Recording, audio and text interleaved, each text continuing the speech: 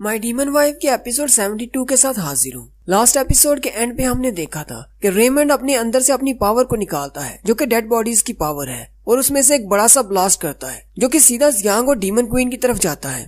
Jiang और demon queen दोनों अपने आप में खड़े होते हैं, उन्हें इस बारे में नहीं पता होता। उसी वक्त उन्हें एक्सट्रीम प्रेशर महसूस होता है, जैसे कोई चीज उन्हें अपनी तरफ खींच रही है। रेमंड अपनी पावर को इस्तेमाल करते हुए आसपास मौजूद जितनी भी चीजें होती हैं उनको उस पावर के अंदर खींच रहा होता है। जियांग कहता है कि पहले भी मैं इसकी सक्शन की पावर से बाहर निकला हूँ, लेकिन इस बार इसकी पावर बहुत ज्यादा है। जियांग जल्दी से अपने पेन को इस्तेमाल करते हुए अपने सामने एक हाथ बना लेता है जो कि एक शील्ड के तौर पर काम करता है, लेकिन जियांग की शील्ड वाला वो हाथ भी टुकड़े टुकड़े हो जाता है और पीछे की तरफ खींचा चला जाता है। जियांग फिर से एक और हाथ बनाता है, लेकिन वो भी टूट जाता है। डीमन क्वीन जियांग से कहती है, थोड़ी देर के बाद मैं तुम्हें उठाकर दूर फेंकूंगी किसी सेफ जगह पर, इसलिए कोशिश करना कि नीचे गिरने से बचो। जियांग क्वीन से कहता है, लेकिन मैं तुम्हें यहाँ पर छोड़कर नहीं जा सकता, मुझे तुम्हारी हेल्प करनी है। क्वीन जियांग से कहती है कि मुझे अपनी बात को दोहराना न पड़े, इसलिए चुपचाप मेरी बात मान लो। जियांग उसे कहता है, नहीं, मैं तुम्हें छोड़कर नहीं जाऊंगा, मुझ पर भरोसा रखो, मैं इसको हल कर सकता हूँ। जियांग क्वीन से कहता है, मेरे पीछे रहो, मैं जल्दी से कोई तरीका सोचता हूँ, मेरे होते हुए तुम्हें सब कुछ अकेले बर्दाश्त करने की जरूरत नहीं। जियांग जल्दी से अपनी आंखें बंद कर लेता है। क्वीन उसे कहती है, अगर तुम रेडी हो तो मुझे बताना, मैं अपनी बाउंड्री फोर्स को अनलिश करूंगी। जबकि दूसरी तरफ रेमंड भी अपनी पावर को बढ़ा रहा होता है और कहता है, मैं सब कुछ निकल जाऊंगा। साथ ही वो अपने सक्शन होल के मुंह को नैरो कर लेता है, जिससे उसके सक्शन की पावर और भी ज्यादा बढ़ जाती है। जबकि क्वीन अभी तक यही सोच रही होती है, अगर मैंने अपनी ज्यादा बाउंड्री फोर्स को अनलिश किया तो जियांग उसको बर्दाश्त नहीं कर पाएगा, इसलिए मुझे थोड़ा थोड़ा करके ही बाउंड्री फोर्स को अनलिश करना होगा।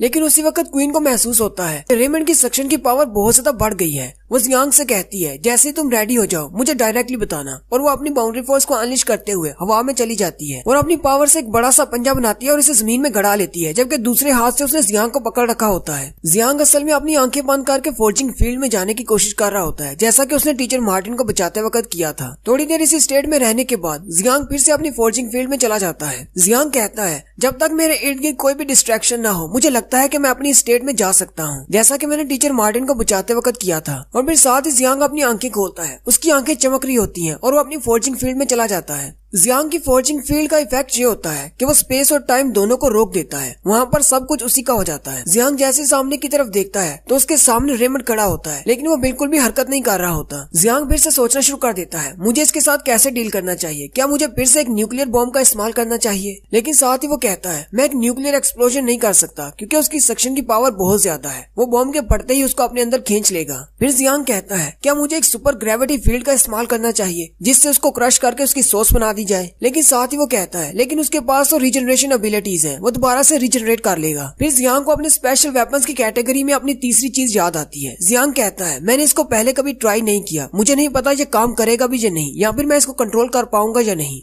यहाँ पर एक ब्लैक होल की बात हो रही है। जियांग कहता है, अगर मैं इस ब्लैक होल को बना लेता हूँ तो मैं रेमंड को बड़ी आसानी से हरा सकता हूँ, लेकिन मुझे नहीं पता कि मैं इसको कंट्रोल कर पाऊंगा या नहीं। लेकिन साथ ही जियांग कहता है, मैं अपनी एक अलग ही टाइम और स्पेस में हूँ, मुझे लगता है कि यहाँ पर मैं इस ब्लैक होल को कंट्रोल कर पाऊंगा। और साथ ही वो अपना पेन निकाल लेता है और अपने पेन की इंक से एक छोटा सा ब्लैक ड्रॉप लगाता है और कहता है, रेमंड वैसे तो मुझसे यहाँ से बहुत दूर है, लेकिन अगर मैं इमेजिन करूँ तो मैं इस ब्लैक होल को यहाँ से डायरेक्ट वहाँ पर ड्रॉ कर सकता हूँ। जियांग जैसे ही अपने ब्लैक होल को वहाँ पर ड्रॉ करता है, वैसे ही ब्लैक होल सीधा जाकर रेमंड के पास बनता है और साथ ही वो ब्लैक होल अपना काम करना शुरू कर देता है। ब्लैक होल्स के स्पेशल इफेक्ट्स ये होते हैं कि ब्लैक होल किसी भी चीज को अपने अंदर खींच लेते हैं क्योंकि उनके अंदर बहुत ज्यादा ग्रेविटी होती है, बिल्कुल रेमंड की सक्शन की तरह, लेकिन ब्लैक होल की पावर बहुत ज्यादा होती है। जियांग अपने ब्लैक होल को क्रिएट करने के बाद अपनी फोर्जिंग फील्ड से बाहर आ जाता है। उसी वक्त क्वीन उसे आकर पकड़ लेती है, जबकि दूसरी तरफ रेमंड भी अभी हंस रहा होता है और अपनी सक्शन की पावर को मजीद बढ़ाता जा रहा होता है। लेकिन उसी वक्त उसके सर के ऊपर वो ब्लैक होल भी उसे खींचना शुरू कर देता है। सिर्फ कुछ ही सेकंड्स के अंदर रेमंड और उसके इर्द गिर्द जो भी चीज मौजूद थी वो सारी ब्लैक होल के अंदर खींची चली जाती है। अब यहाँ पर रेमंड की कहानी तो खत्म हो जाती है, लेकिन साथ ही ब्लैक होल का मसला शुरू हो जाता है क्योंकि ब्लैक होल अपने आप में बड़ा होता जा रहा होता है। अगर ब्लैक होल और भी ज्यादा बड़ा होता जाएगा तो ये ब्लैक होल पूरे हुल्लू प्लेन्स को अपने अंदर निगल जाएगा। क्वीन ने जियांग को पकड़ रखा होता है और अपनी डीमन पावर्स को इस्तेमाल करते हुए अपने पंख निकाल लेती है, लेकिन उस ब्लैक होल की पावर इतनी ज्यादा होती है कि वो वहाँ से उड़कर बाहर नहीं निकल पाते। क्वीन ये देखकर बहुत ज्यादा हैरान हो जाती है और कहती है, आखिर जियांग ने ये क्या चीज बना दी, ये तो पहले से भी ज्यादा खतरनाक सिचुएशन हो गई है। जियांग खुद भी ये देखकर बहुत ज्यादा घबरा जाता है और कहता है मुझे इसको ट्राई नहीं करना चाहिए था, क्योंकि मुझे पता था अगर ये आउट ऑफ कंट्रोल हो गया तो सिचुएशन बहुत ज्यादा खराब हो जाएगी। जियांग फिर से अपने पेल मून क्रिस्टल को इस्तेमाल करते हुए इस ब्लैक होल के इर्द गिर्द एक डायसन स्फीयर बना देता है, लेकिन वो ब्लैक होल उसके डायसन स्फीयर को भी अपने अंदर खींच लेता है। जियांग फिर से अपनी फोर्जिंग को एक्टिवेट करता है और उसके इर्द गिर्द 3 डायसन स्फीयर बना देता है। उस ब्लैक होल के इर्द गिर्द 3 डायसन स्फीयर बनने के बाद वो ब्लैक होल थोड़ी देर के लिए रुक जाता है, लेकिन साथ ही उन डायसन स्फीयर्स में भी क्रैक पड़ने शुरू हो जाते हैं और वो ब्लैक होल उन तीनों डायसन स्फीयर्स को भी अपने अंदर खींच लेता है। क्वीन जियांग से पूछती है क्या तुम्हारे पास और कोई तरीका है इसको रोकने के लिए? जियांग उसे कहता है नहीं, मुझे अब कोई भी समझ नहीं आ रहा। जियांग क्वीन से कहता है शायद मैं अपने टेलीपोर्टेशन स्क्रोल और अपने पेन की मदद से इसको यहाँ से टेलीपोर्ट कर सकता हूँ। क्वीन उसे कहती है तुम यहीं पर रहकर सोचो, मैं इस मसले को हल करके आती हूँ। और क्वीन जियांग को छोड़कर उस ब्लैक होल की तरफ चली जाती है। जियांग चिल्लाकर क्वीन से कहता है तुम वहाँ पर मत जाओ, तुम एक ब्लैक होल की पावर को हैंडल नहीं कर पाओगी, इसलिए तुम्हें वहाँ पर नहीं जाना चाहिए। क्वीन जैसे ही उस ब्लैक होल के करीब जाती है अपनी फुल डीमन पावर को अनलिश करती है, जिससे उसका साइज भी बहुत ज्यादा बड़ा हो जाता है और उसके सींग भी बड़े हो जाते हैं, जबकि उसकी बॉडी पूरी तरह से ट्रांसफॉर्म हो जाती है। क्वीन कहती है मेरे पास अभी इतनी पावर नहीं कि मैं अपनी इस ट्रू फॉर्म में ज्यादा देर तक रह सकूं। क्वीन अपनी बाउंड्री फोर्स को इस्तेमाल करते हुए एक बड़ा सा डीमन समन करती है जो कि उसी की बाउंड्री फोर्स से बना होता है और वो इस ब्लैक होल को अपने अंदर कवर कर लेता है, जिससे उस ब्लैक होल की पावर थोड़ी सी कम हो जाती है। क्वीन अपने दोनों हाथों से इस ब्लैक होल को पकड़ लेती है और कहती है इसमें से मैजिक की जरा भी सेंस नहीं आ रही, लेकिन इसकी पावर बहुत ज्यादा टेरिफाइंग है। क्वीन ब्लैक होल को अपने दोनों हाथों में पकड़कर उसको कंप्रेस करना शुरू कर देती है और अपनी बाउंड्री फोर्स को इस्तेमाल करते हुए उसको बिल्कुल छोटा सा डॉट बना देती है और हवा में एक जोरदार धमाका होता है, जिसके बाद वो ब्लैक होल खत्म हो जाता है।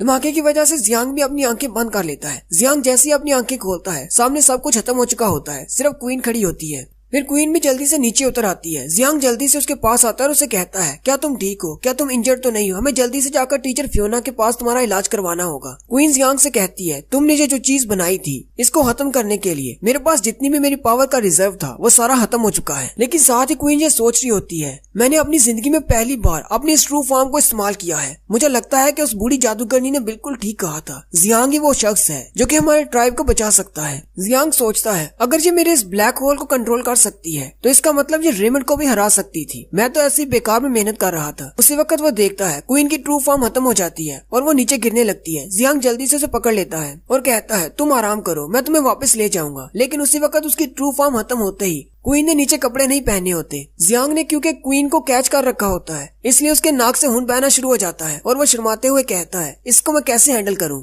जियांग फिर जंगल में नीचे उतर आता है। वहाँ पर वो एक बेड बनाता है और क्वीन को उसके ऊपर लिटा देता है और उसके ऊपर चादर देते हुए कहता है तुम्हें आराम करना चाहिए। और साथ ही वो कह रहा होता है मुझे इसका फायदा नहीं उठाना चाहिए, हालांकि मैं पहले भी इसको इस तरह बहुत बार देख चुका हूँ। अगर मैं भी इसके साथ बेहोशी में ऐसा करूंगा तो मुझ में और एक जानवर में क्या फर्क रह जाएगा। मुझे इसको नहीं देखना। मैं जल्दी से इसके ऊपर कपड़ा दे देता हूँ। लेकिन जैसे वो उसकी टांगों की तरफ देखता है वो बहुत ज्यादा शर्माना शुरू कर देता है और कहता है मुझे नहीं देखना, मुझे नहीं देखना। लेकिन साथ ही वो फिर से देखना शुरू कर देता है और कहता है हम दोनों तो हस्बैंड एंड वाइफ है और मुझे चेक करना है कहीं इसकी बॉडी पर कोई जख्म तो नहीं। वो भी यही सोचते सोचते उसके ऊपर कपड़ा दे रहा होता है कि क्वीन आंखें खोल लेती है। जियांग क्वीन से कहता है तुम कब उठी? क्वीन जियांग से कहती है मैं तो उस वक्त से जाग रही हूँ जब तुम मेरी टांगों को गुर गुर कर देख रहे थे। क्या तुम्हें इतनी अच्छी लगी? जियांग बहुत ज्यादा घबरा जाता है और कहता है हाँ बहुत ही अच्छी है। क्वीन उसे कहती है बस अच्छी है, क्या इतना ही? जियांग शर्म के मारे लाल पीला हो जाता है और उसे कहता है नहीं बहुत ज्यादा अच्छी हैं। मैंने कुछ भी नहीं देखा। जियांग जल्दी से पीछे की तरफ घूम जाता है और उसे कहता है मैं तो सिर्फ चेक कर रहा था कि तुम्हारी बॉडी पर कोई जख्म तो नहीं, इसके अलावा मैंने कुछ भी नहीं किया। क्वीन भी उठकर बैठ जाती है और जियांग से कहती है तुम्हारे उस ब्लैक होल की वजह से मैंने जितनी भी अपनी पावर रिकवर की थी वो सारी खत्म हो गई। अब मुझे फिर से दोबारा से उस पावर को रिकवर करना होगा। जियांग क्वीन से कहता है अब जबकि तुम जाग चुकी हो तो चलो जल्दी से वापस चलते हैं ड्वार्फ कासल में, जहाँ पर टीचर फियोना तुम्हें डायग्नोज कर सके।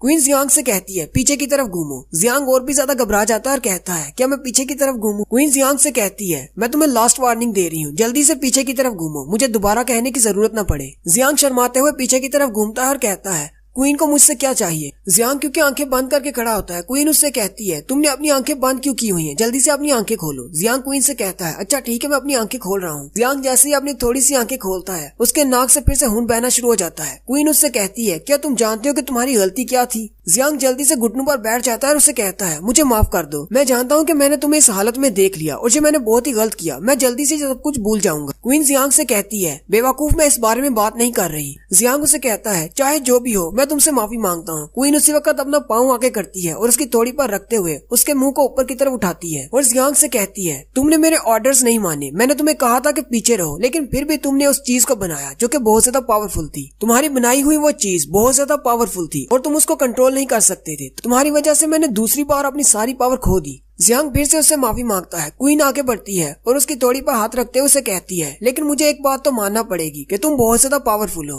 इतने पावरफुल कि तुमने मुझे मेरी ट्रू फॉर्म में भी देख लिया। तुम्हारी वजह से मुझे अपनी ट्रू फॉर्म में आना पड़ा। और साथ ही डीमन क्वीन उसे कहती है, अगर तुम थोड़ी सी और ट्रेनिंग कर लो और थोड़े से और स्ट्रॉन्ग हो जाओ और अपनी बनाई हुई चीजों को कंट्रोल करना सीख लो, तो फिर तुम वाकई में मेरे हस्बैंड बनने के लायक हो जाओगे। और साथ ही क्वीन जियांग से कहती है, अगर दोबारा तुमने मेरे ऑर्डर्स को नहीं माना तो मैं तुम्हारी बैक पे किक लगाऊंगी। जियांग चिल्लाते हुए फिर से बैठ जाता है और कहता है, प्लीज मेरी बैक पे किक मत मारना, मैं तुमसे माफी मांगता हूँ, मैं दोबारा ऐसा नहीं करूंगा। अगर तुम मुझे वेस्ट की तरफ जाने का कहोगी तो मैं कभी भी ईस्ट की तरफ नहीं देखूंगा। क्वीन मुस्कुराते हुए कहती है, ये लड़का तो बहुत ज्यादा पागल है लेकिन बहुत ज्यादा क्यूट है। क्वीन जियांग से कहती है, अब मुझे नहाना है, जल्दी से मेरे लिए एक बाथ टब बनाओ। जियांग उससे कहता है, क्या तुम यहाँ जंगल के बीचों बीच नहाना चाहती हो? क्वीन उसे कहती है, मैंने तुमसे कहा था मेरे ऑर्डर्स मानना। जियांग कहता है, अच्छा ठीक है, मैं समझ गया।